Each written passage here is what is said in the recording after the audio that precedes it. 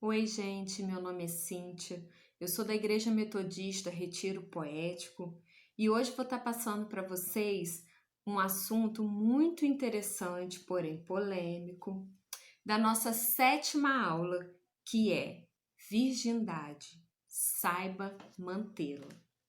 Hoje em dia é muito comum nós ouvirmos falar que noivos dormem juntos, moram juntos, alguns já estão juntos há mais de 10 anos e não têm a preocupação com o casamento. Mas essa postura, ela funciona para nós que somos cristãos? Nós que temos Cristo como exemplo na nossa vida, que manda, né, que as pessoas se deem em casamento e que se respeitem e que casamento é para a vida toda. Em que isso pode afetar a nossa vida, a nossa fé? Como nós temos nos posicionado? Existe uma pergunta que nos faz refletir bem. Vou lê-la para vocês. Por que o sexo antes do casamento não nos fará conhecer o verdadeiro amor? O sexo antes do casamento não faz com que a gente conheça o verdadeiro amor simplesmente porque está fora daquilo que Deus tem pra gente. Está fora daquilo que Deus nos manda fazer. E todas as nossas ações fora do contexto do que Deus nos manda fazer, ela gera uma consequência. E as consequências da desobediência são simplesmente terríveis. Nós temos que aprender a lidar com coisas que não estavam no script. E simplesmente por não estar debaixo da aliança de Deus, por não estarmos dentro do propósito daquilo que Deus tem para a nossa vida, na maioria das vezes, essa união ela é desfeita. Ela é simplesmente termina, porque não dá certo.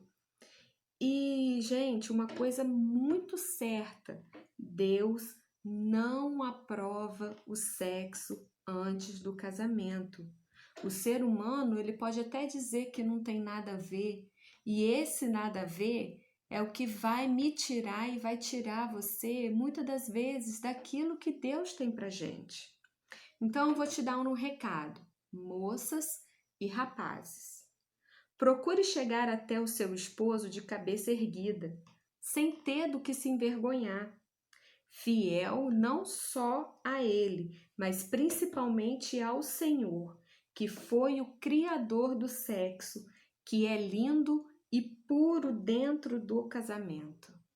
Gente, o sexo ele é para ser praticado dentro do casamento. O sexo seguro não é aquele que você pratica com preservativos. Não! O sexo seguro é aquele que você pratica dentro da aliança do casamento, junto com seu cônjuge. Esse é o sexo que é abençoado por Deus. E a gente não tem que ver o sexo simplesmente como um prazer de momento ou como um ato físico, porque nos relacionamentos, namoro, né, no noivado, e até mesmo hoje em dia está tão banalizado o fato da relação sexual que as pessoas se conhecem e acabam praticando o ato sexual no primeiro dia que se conhecem, né? Acabaram de se conhecer, sentiram aquela atração, aquela coisa, né? Ai, eu tô sentindo. Gente, enganoso é o nosso coração. Nem tudo aquilo que você sente, que você tem impulso, você deve fazer. E uma coisa muito importante é que o sexo é um ato tão íntimo, uma coisa tão, né, de dentro para fora, que a gente pode dizer que uma parte da gente fica com aquela pessoa e uma parte dela vem pra gente. Existe uma troca durante o ato sexual. Durante o ato sexual, os dois se tornam uma só carne. Existe uma conexão. de alma. E isso é uma coisa muito séria, gente. Não façam sexo com qualquer pessoa. Você não sabe o que aquele ato sexual vai trazer para sua vida. Por quê? Quando você chegar lá na frente e você for se casar, você não vai mais ser 100% do seu esposo e nem a moça vai ser 100%, né? Não tem como. Se eu já dei um pouco de mim para outra pessoa, quando chegar na hora do meu cônjuge, eu não vou estar ali 100%. E isso já é algo, né, que você vai carregando, né? Que você vai deixando, vai deixando, vai deixando. E como que a pessoa se vê, né? Acabei de ter uma relação sexual com uma pessoa. Como que fica isso em mim? Além da culpa que fatalmente as pessoas sentem logo após fazerem, né, o ato sexual, existe uma outra questão que é muito importante, que é a expectativa que você cria em torno dessa relação, que você cria em torno daquela pessoa que você está idealizando, que pode ser um namorado, que pode ser o seu noivo. E eu vou ler uma estatística aqui, gente, que é preocupante, tá? Num levantamento feito em uma clínica de mães solteiras, chegou-se à seguinte conclusão: 50% disseram que foi uma decepção. Ó. 30% disseram que foi desagradável e revoltante, enquanto só 20% disseram que foi legal, né? Então, gente, a experiência, né, o que a gente cria em torno da noite de núpcias, em torno de, ai, tá chegando a hora, tá chegando o momento, é uma coisa que quando você chegar no dia do seu casamento, se a sua experiência não foi legal, você vai chegar e você vai falar assim, ai, vai chegar a hora que eu vou ter que me entregar pro meu marido, né? E vai chegar a hora de eu ter que fazer aquele amor, mas não tá aquela paz dentro, sem contar os riscos que a gente corre, né? Os riscos de ter uma doença sexualmente transmissível e você fica com aquilo, não sei quantos parceiros, quantas parceiras aquele meu namorado teve, aquele meu noivo teve. E, gente, é uma bomba relógio. Literalmente. É algo que é muito mais simples se você simplesmente não fazer. Mas será que a vida pode mudar completamente após a relação sexual antes do casamento? Será que a minha vida vai mudar depois dessa relação? De novo, ao visitar um lar de mães solteiras, podemos ver o desespero refletido em cada rosto. São jovens que não sabem enfrentar o futuro, porque ela teve algo tirado dela, né? A virgindade é algo que ela entregou para alguém que simplesmente foi embora, não quer mais saber dela, né? Deixou ela abandonada. Então ela fica insegura para enfrentar o futuro. Não sabe se um dia vão conhecer o verdadeiro amor e ter uma família, principalmente se você for cristã. Se você estiver inserida numa igreja, você tem tanto medo, tanta vergonha, que você vai se fechando, vai se fechando, vai se fechando, que você não vai enfrentar o futuro e você não vai se abrir para conhecer outra pessoa. Então, se eu não vou me abrir, quando que eu vou conhecer o verdadeiro amor? Quando que eu vou construir um lar? É onde a maioria das pessoas e dos jovens acabam saindo das igrejas, acabam se afastando de Deus por achar que não tem mais como estabelecer essa conexão com o Pai. Então, um jovem crente deve colocar o seu namoro nas mãos do Senhor. E isso tudo, gente, para evitar né? Que chega lá na frente, você tem uma gravidez indesejada, que você acaba sendo forçado a se casar com uma pessoa, que você só sentiu aquele calor, mas você não tem amor por aquela pessoa. Aí você vai viver eternamente infeliz, porque você se precipitou. Você colocou o carro na frente dos bois e foi fazendo aquilo tudo e acabou vindo uma gravidez que na forma, né, de muitas pessoas pensarem a melhor forma de resolver é se casando.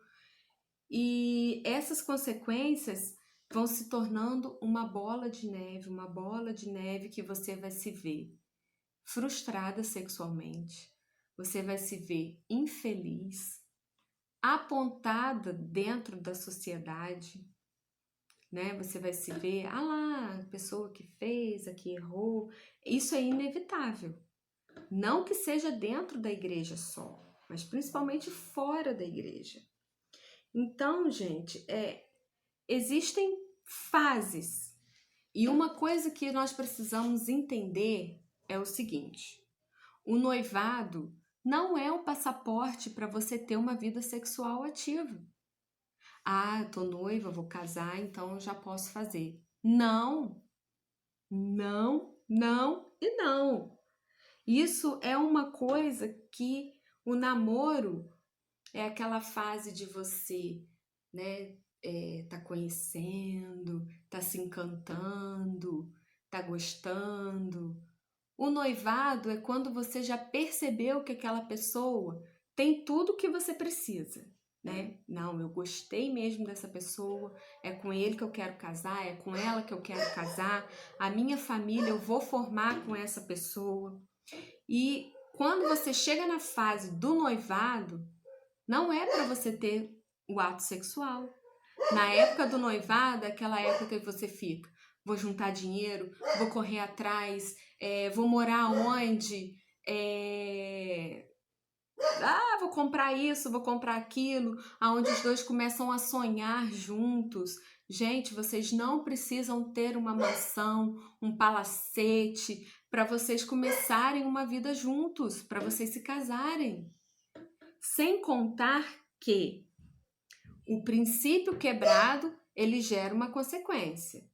E isso daí não tem como voltar atrás.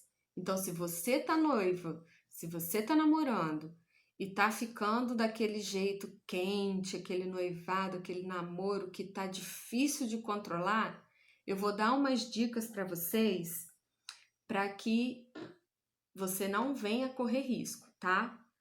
Mas eu vou falar para vocês uma estatística que quando eu li, eu fiquei triste, muito triste, e eu fiquei pensando assim, Senhor, o que tá errado, né? Em que a igreja tá errado que não tá ensinando as coisas corretas, né? Que não tá ensinando esse valor para os jovens de hoje. Isso, gente, é dentro da igreja, tá? A cada 10 jovens cristãos, 7 não são mais virgens. Oh. A cada 10 jovens cristãos, 5 têm uma vida sexualmente ativa. Pasmem ou não. Então, gente, mas é uma coisa muito difícil, porque namora, né? Não vai adiantar, né? Aí vai dar aquele arrependimento, dá aquela nostalgia. Gente, eu vou ler para vocês um texto que vai deixar você preocupado. Abra sua Bíblia em 2 Coríntios 7:10. 2 Coríntios 7:10. A tristeza, segundo Deus, opera arrependimento para a salvação, o qual não traz pesar, mas a tristeza do mundo opera a morte. Oh, gente, vamos pensar. Então, eu vou mostrar para vocês 5 princípios básicos para que você saia fora dessa estatística, tá? Não seja uma estatística e que vai te ajudar na hora de você querer fazer o que não deve. A primeira coisa que você tem que fazer é confessar. Como assim eu vou confessar? Abra sua Bíblia lá em 1 João 1,9. 1 João 1,9. Se confessarmos os nossos pecados, Ele é fiel e justo para nos perdoar de todos os pecados e nos purificar de toda injustiça. Então, se você já fez, vai lá e confessa. E se você ainda não fez, pensa nessa outra coisa que eu vou te falar, nesse outro texto que eu vou pedir para você ler, e se segura, mas se você já fez, você vai ter que fazer isso, tá? Que é o que está escrito lá em Provérbios 28:13. Vamos ver Provérbios 28:13, que diz assim: o que encobre suas transgressões nunca prosperará, mas o que as confessa e deixa alcançará misericórdia. Gente, vocês vão ter que confessar para alguém.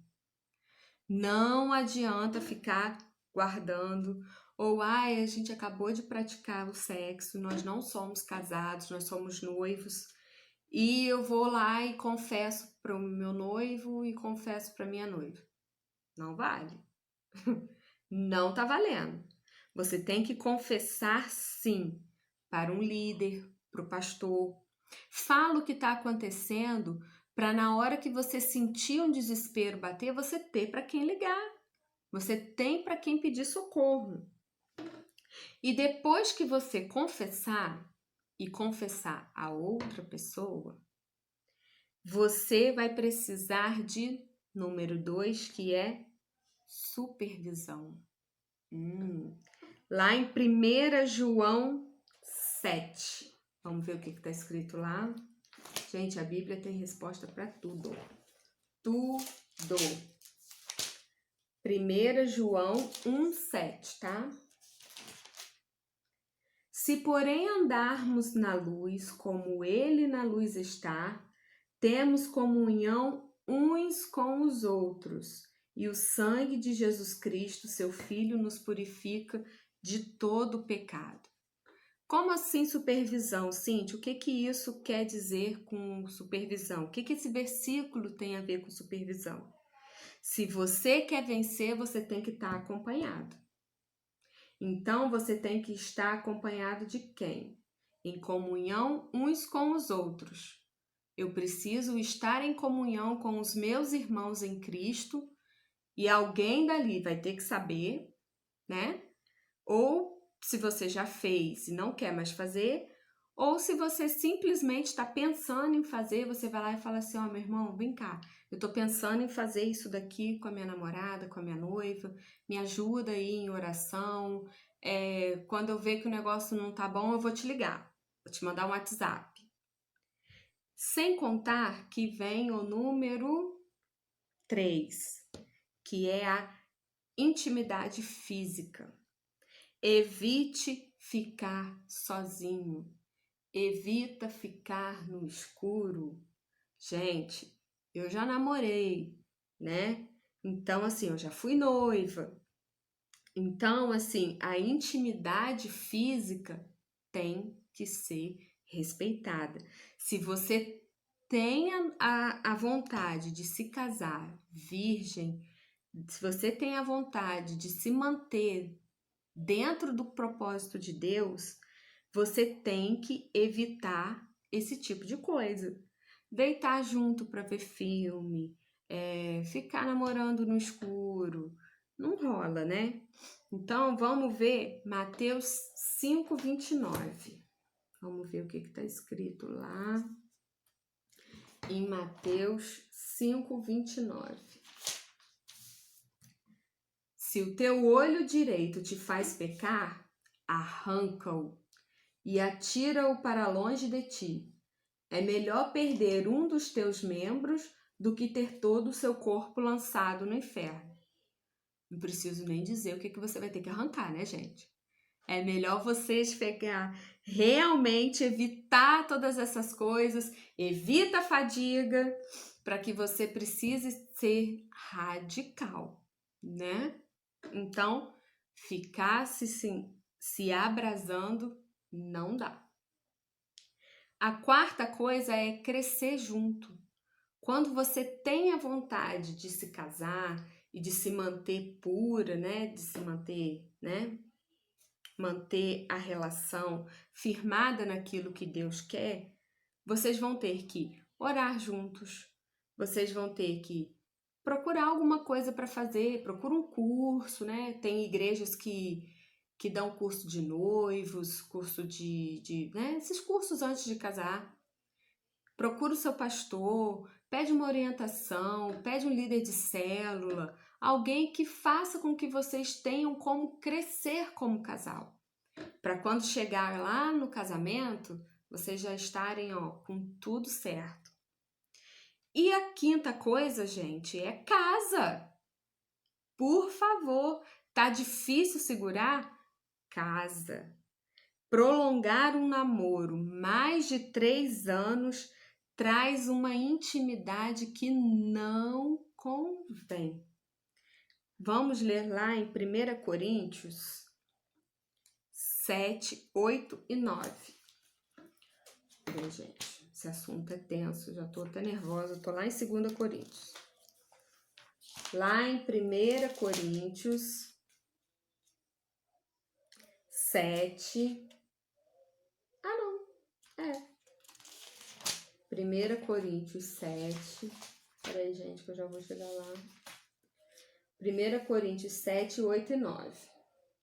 Digo, porém, aos solteiros e às viúvas, que lhes é bom se permanecerem como eu.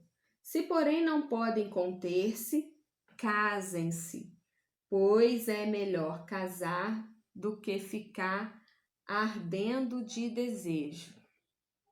Gente, case, case e case. Não perca mais tempo. Vê como é interessante que a Bíblia diz também as viúvas? Isso inclui as solteiras, as viúvas, as divorciadas. Se você ficou viúva, tá namorando, tem que casar. Se você tá divorciada, tá namorando, tem que casar. Se você é solteiro, tem que casar. Aprendam para a vida, né? Até para vocês depois ensinarem para os seus filhos. Gente, não vivam debaixo da desobediência. Não vivam debaixo do jugo, né? Debaixo do pecado. E sem contar que é uma coisa mais importante de todas, que está lá em 1 Coríntios 6, 19 e 20.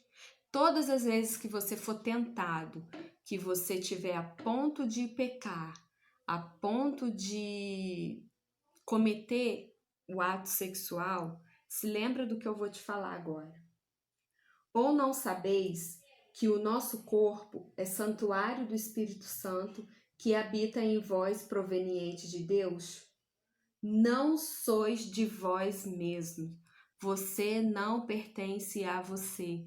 Quando você pratica o sexo fora da aliança do casamento, você está violando o templo do Senhor. Você está violando aquilo que é de propriedade de Deus. Eu sou propriedade de Deus, você é propriedade de Deus. Então não se permita, não entristeça o Espírito Santo de Deus. Todas as vezes que você se sentir abrasado, que você se sentir, eu não vou resistir, ou você liga para alguém, ou você sai correndo, faz igual José, larga a túnica para fora, para trás, né? E sai correndo. Gente, não brinca com o pecado, não brinca com a cadeia que é você manter uma relação fora do casamento. Isso é uma cadeia que prende mente, prende alma, prende tudo, tá? Isso cria coisas que você simplesmente depois não vai dar conta de resolver sozinho. E vai trazer consequências para sua vida muito tristes. Aí depois você vai ter que ficar lá passando por cura, por libertação, porque é uma cadeia, gente, muito triste, tá? São coisas que no sobrenatural, né, que no mundo espiritual tem um poder muito grande. Então não empresta a sua vida para o diabo. Entrega a sua fraqueza nas mãos do Senhor. Entrega isso para quem vai te ajudar, para quem quer ver você crescer, ok? Então toma posse disso. E esses 5 passos eu peguei na internet, no canal do Eu Escolhi Esperar. Então fica essa dica. Entra lá no YouTube e procura Eu Escolhi Esperar. E que Deus possa te abençoar, possa abençoar o seu namoro, possa abençoar o seu noivado.